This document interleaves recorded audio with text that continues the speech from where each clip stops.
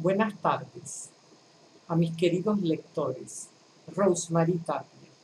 Yo les prometí conversar sobre mis novelas de acuerdo a las temáticas.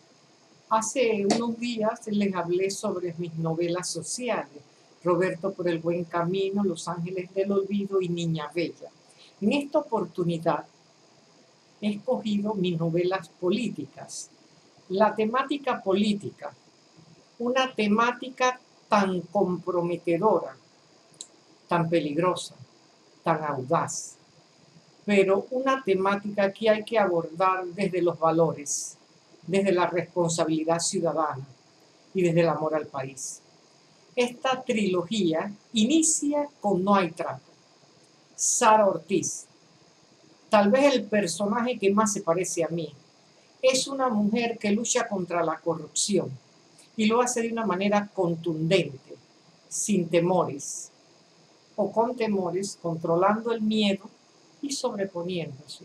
Porque no es que las personas que actúan con valor no sientan miedo, se sobreponen al miedo, porque hay intereses más loables, como es el interés de que vivir en un país democrático, en un país con libertades, en un país decente, donde la corrupción se vaya erradicando como cuando uno arranca una maleza desde la raíz. No hay tratos es una novela audaz. Cuando inicié la trilogía política quise iniciar con el personaje de una mujer y es obvio, yo soy mujer.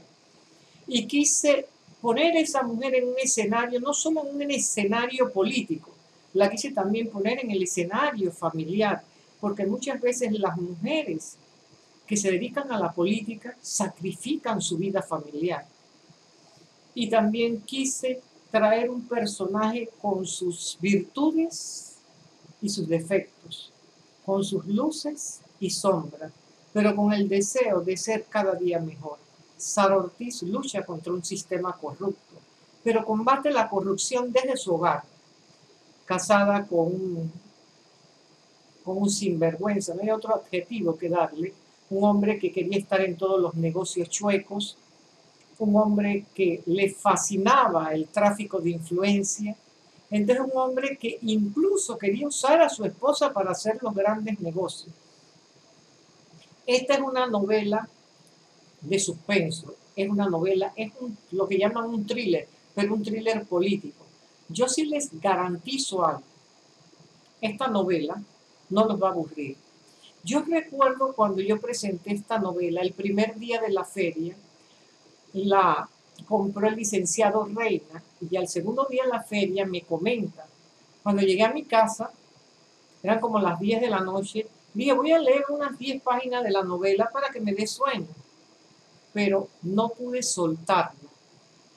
Yo cerraba la novela, intentaba dormir y yo quería saber qué más seguía en la novela.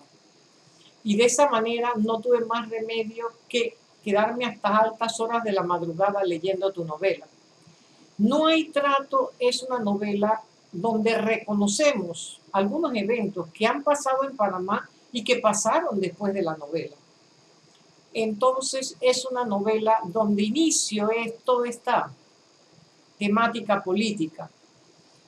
Cuando yo terminé de hacer No hay trato, inmediatamente, antes de que se publicara, inicié la segunda parte.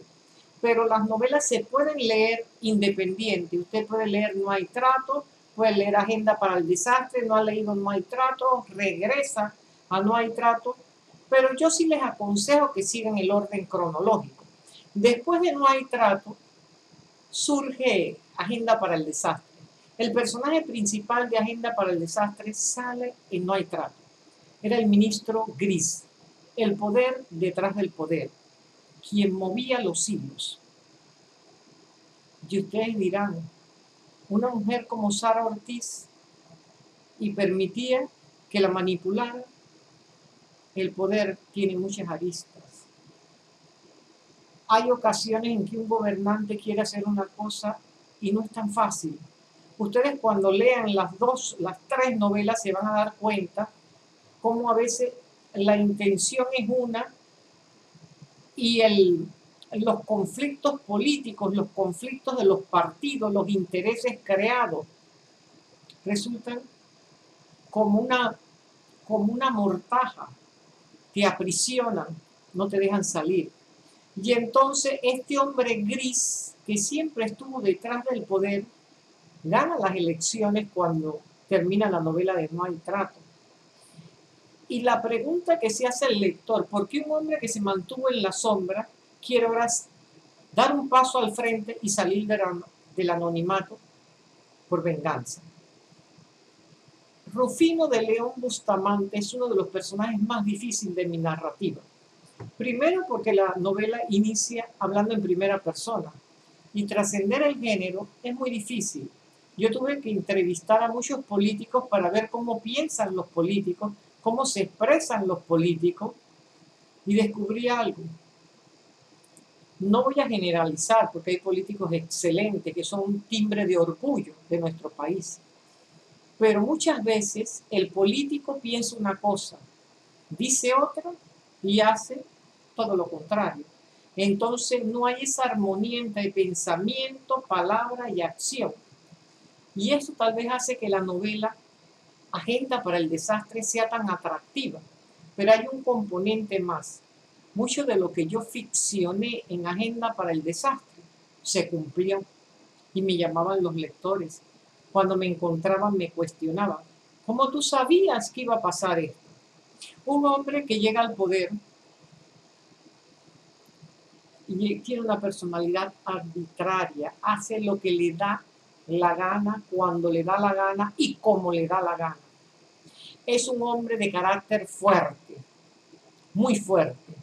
Es un hombre capaz, sin límite, yo diría. No tiene límites. Sin embargo, aún en esa sombra, tiene sus virtudes. Y yo recuerdo siempre que hay rasgos de virtud en un malvado, y hay rasgos de maldad en un virtuoso, como dice una poesía. Entonces, las cosas no son negras y blancas, muchas veces son grises. Entonces, esta personalidad de este hombre arbitrario que muchas veces choca al lector y a mí como narradora me chocaba también. Hubo un momento en que me va cautivando.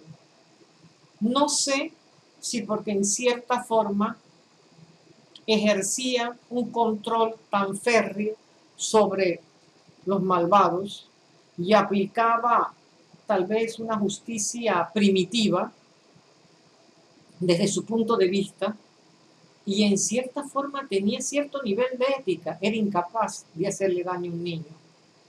¿Qué hace que este personaje sea tan perverso? El odio, el dolor, el sufrimiento. Cuando ustedes entran y conocen la historia de Rufino de León Bustamante, ustedes quedan realmente impresionados con el personaje. Hay elementos muy atractivos en la novela. Un sindicato de obreros, no es la Suntra, es Sindicato Único de Obreros Revolucionarios, SUDOR, eso es lo que significa. Hay un sacerdote de izquierda muy beligerante. Ustedes también van a ver los movimientos de políticos corruptos. Una logia, la Hermandad de la Serpiente. Ustedes se van a dar cuenta que hay elementos realmente interesantes que hacen de esta novela una novela de suspenso, hacen de esta novela una novela de acción. Y al final de la novela, se los voy a adelantar, nunca se ve contar el final, pero es una unión. Se desquebraja la democracia. Y entonces, ahí viene el retorno de los bárbaros.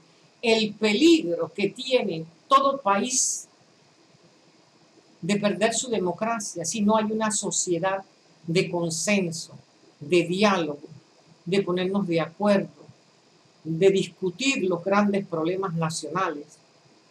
Aquí no se pueden tomar, no se pueden tomar las grandes decisiones sin consultar a las grandes mayorías. Porque cuando se impone a sangre y fuego una ley, se altera el orden, se pone en peligro la democracia. Porque la democracia es como una copa de cristal. Una vez que se rompe, ¿quién va a unir sus fragmentos? Entonces, esta novela, esta serie de 3 novelas, tienen una enseñanza. Hacen que el lector reflexione, que piense, que discuta. Y hace que muchos que están a la orilla participen en la política. Participen en la política, porque si la política se la dejamos a los corruptos, entonces ¿de qué nos vamos a quejar? Jóvenes, ustedes, ¿por qué no votar a conciencia? ¿Por qué no hacer una carrera política de honestidad con sus valores? Luchar por la democracia, por la libertad, por la justicia. Yo creo que de eso se trata. El mejor testimonio de esta trilogía política me la dio un chico de 5º año, 17 años. Me dijo, después de la lectura de la profesora me mandó No hay trato y yo leí Agenda para el Desastre, también las leímos y al final todos nos leímos la trilogía completa. Y yo sé que ahora yo voy a votar de una manera responsable, voy a decidir a conciencia. Y me cuenta que el hermano de él, cuando ejerció el sufragio, porque él era muy joven, lo hizo por la mejor caravana, por quien tenía el mejor cierre de campaña, por quién se vendió mejor ante los medios.